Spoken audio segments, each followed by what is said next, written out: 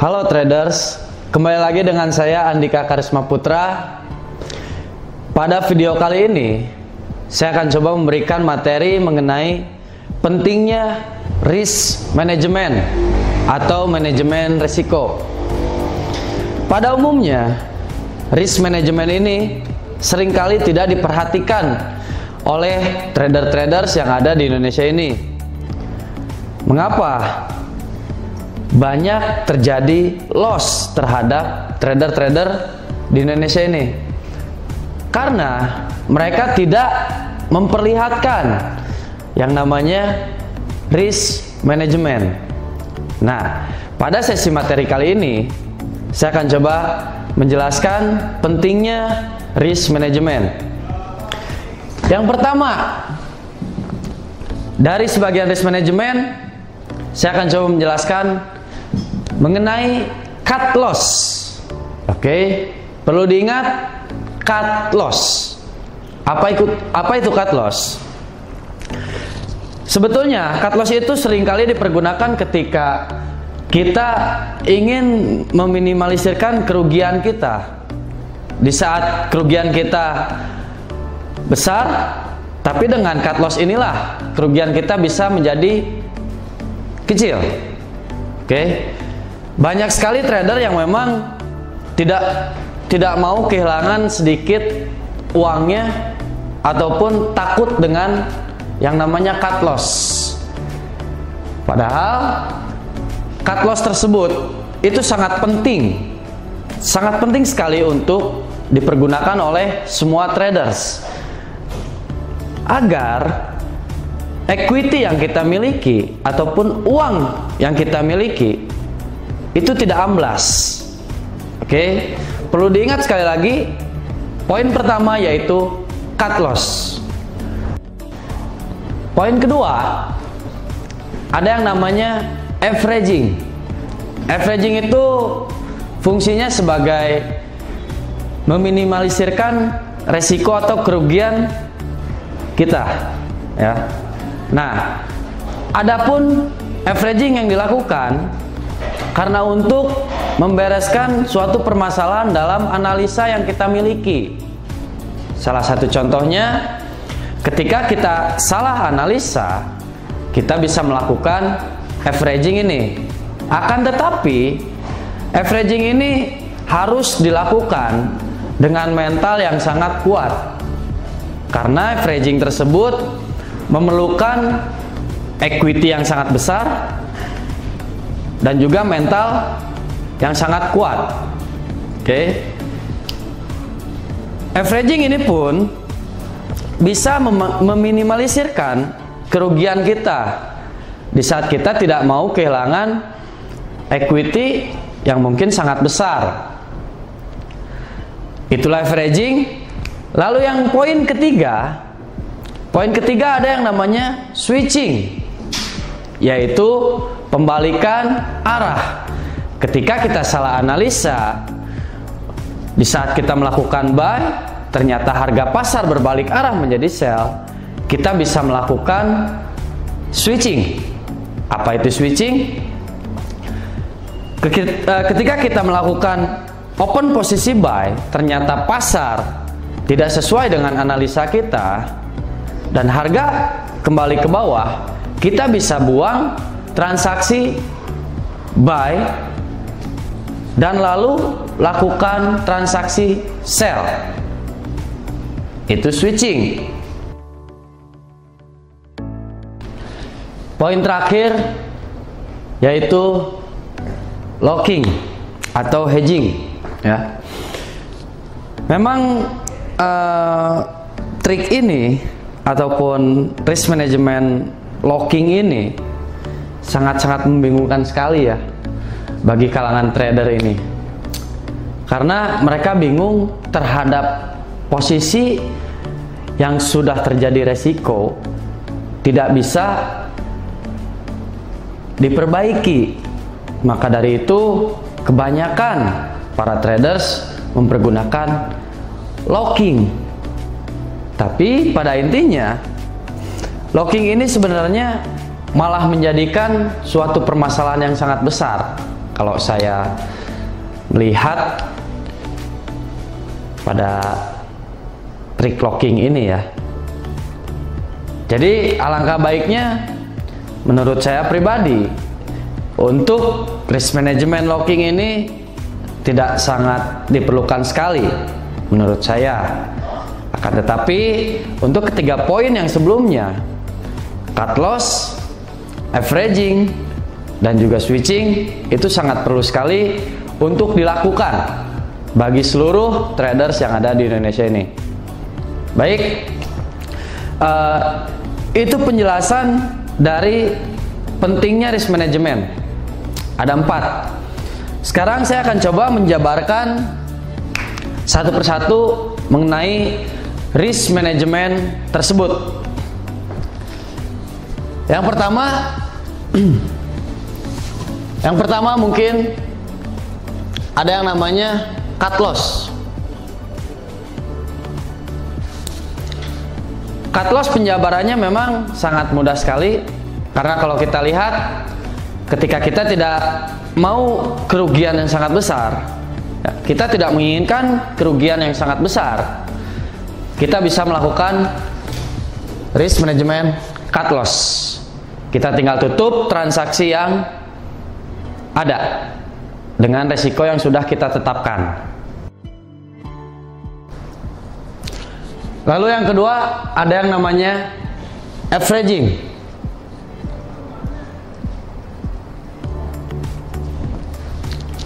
Averaging ini akan coba saya jabarkan ataupun saya akan coba beri contoh. Perihalnya seperti ini. Kita di sini memiliki dana ataupun equity sebesar $500.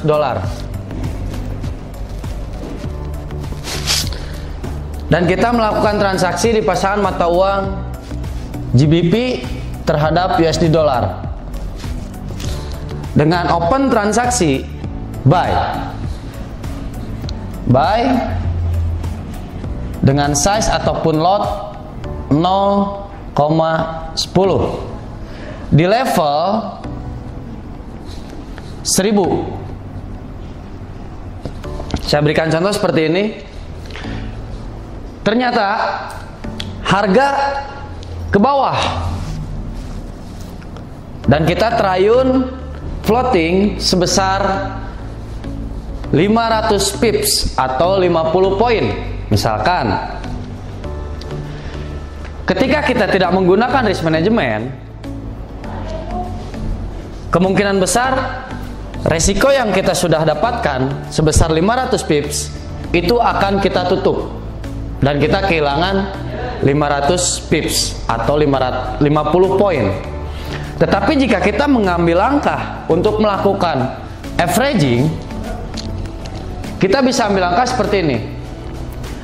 Kita melakukan transaksi di pasangan mata uang yang sama di level yang berbeda dengan lipatan size. Oke, sekali lagi saya katakan, kita melakukan transaksi di pasangan mata uang yang sama di level yang berbeda. Akan tetapi ketika kita akan melakukan transaksi dengan lipatan size di level yang berbeda, kita harus tentukan terlebih dahulu apakah level tersebut untuk kita melakukan averaging pada titik support atau tidak. Lebih baik kita menunggu pada area titik support. Saya ambil contoh, misalkan ketika terayun 50 poin atau 500 pips, disitulah titik support tersebut. Kita bisa lakukan open transaksi buy dengan lipatan size yaitu 0,20 dengan ayunan floating 500 pips atau 50 poin di level 950. Nah, ketika sudah kita melakukan transaksi buy dengan lipatan size di level yang berbeda, kita lihat ketika harga naik setengah dari floating ataupun setengah dari buy yang paling bawah, Anggapannya dia naik sekitar 900 di harga 975. Untuk transaksi buy 0,2 itu sudah memiliki selisih sekitar 250 pips atau 25 poin. Yang ini selisihnya profit sekitar 500 pip, 500 pip. Dan yang atas buy pertama dia floating sekitar 250 pips. Oke. Kalau kita lihat ketika kita melakukan averaging, floating dan juga profit itu sudah ada selisih, ya. Inilah fungsi dari averaging ketika kita tidak mau mengambil resiko kehilangan equity kita, tetapi kita harus memiliki yang namanya mental baja atau equity yang besar ketika kita akan melakukan averaging, ya. Ketika harga paling bawah buy naik setengahnya, kita memiliki selisih profit 500 pips. Dan ketika buy pertama floating itu ada selisih 250 pips. Kalau kita hitung, kita masih memiliki profit 250 pips. Dan saat inilah ketika harga berada di tengah-tengah atau di bawahnya, yang penting ada selisih. Di situ kita bisa lakukan cut buy pertama dan buy kedua. Oke. Itu simulasi dari averaging. Dan sekarang saya akan coba menjelaskan ataupun menjabarkan mengenai poin ketiga, yaitu switching.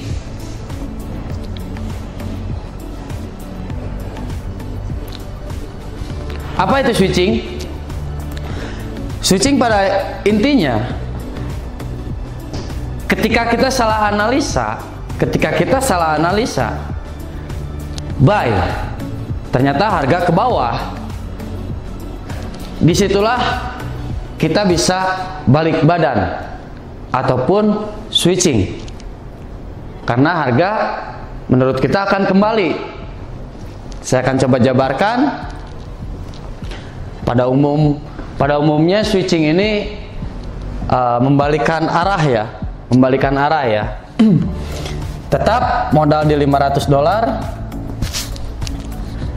Ketika kita sudah menganalisa buy di pasar mata uang pound sterling terhadap USD dollar, buy dengan lot 0,10 di level 1000.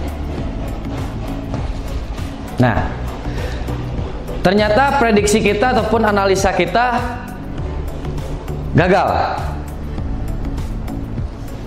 Harga berbalik ke bawah. Ketika kita sudah menganalisa ulang ataupun memprediksikan ulang, ternyata harga akan terus ke bawah. Di sini kita bisa meminimalisirkan juga kerugian kita yang asalnya di sini misalkan 500 pips floating ya. Floating 500 pips. 500 pips.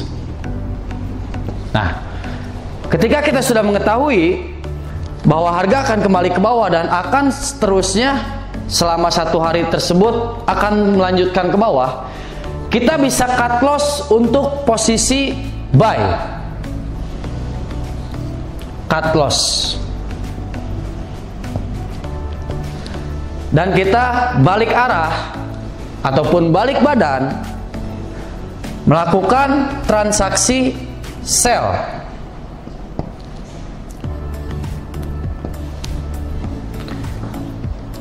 Inilah switching. Ketika kita salah analisa, ketika kita sudah memprediksikan bahwa harga akan berbalik, kita bisa mencoba menggunakan switching. Oke. Dan yang terakhir, locking.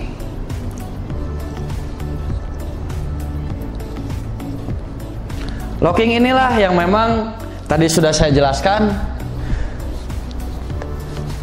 Biasanya locking ini menjadikan kita pusing ya. Banyak trader-traders yang mempergunakan locking tapi tidak tahu fungsinya sebagai apa.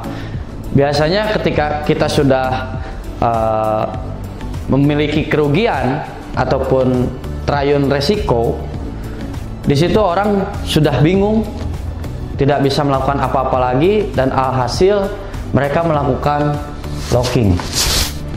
Saya kasih contoh, ketika modal 500 terhadap pasar mata uang pound sterling terhadap USD, dia di sini buy 0,10, lalu harga turun, dia sell 0,10, lalu harga kembali naik, dia buy kembali 0,10, lalu harga ternyata turun ke bawah, dia sell kembali 0,10. Nah, pada posisi inilah traders malah habis. Equity yang menurut kita besar itu akan bisa loss ketika transaksi kita tidak beraturan seperti ini. Maka dari itu saya sarankan untuk posisi locking ataupun untuk risk management locking, saya tidak sarankan untuk rekan-rekan pergunakan. Pada intinya, ketiga risk management inilah yang harus rekan-rekan pahami dan kuasai. Cut loss, averaging, dan switching. No locking. Baik, untuk rekan-rekan trader semua, semoga materi yang saya jelaskan kali ini bisa bermanfaat untuk rekan-rekan semua yang ada di Indonesia ini, bisa bermanfaat bagi traders-traders yang memang sering gagal, tapi ketika rekan-rekan selalu mengingat risk management, semoga kegagalan rekan-rekan tidak akan terjadi kembali. Jika memang rekan-rekan suka dengan video saya dan materi-materi saya, silakan rekan-rekan bisa subscribe dan jangan lupa di like.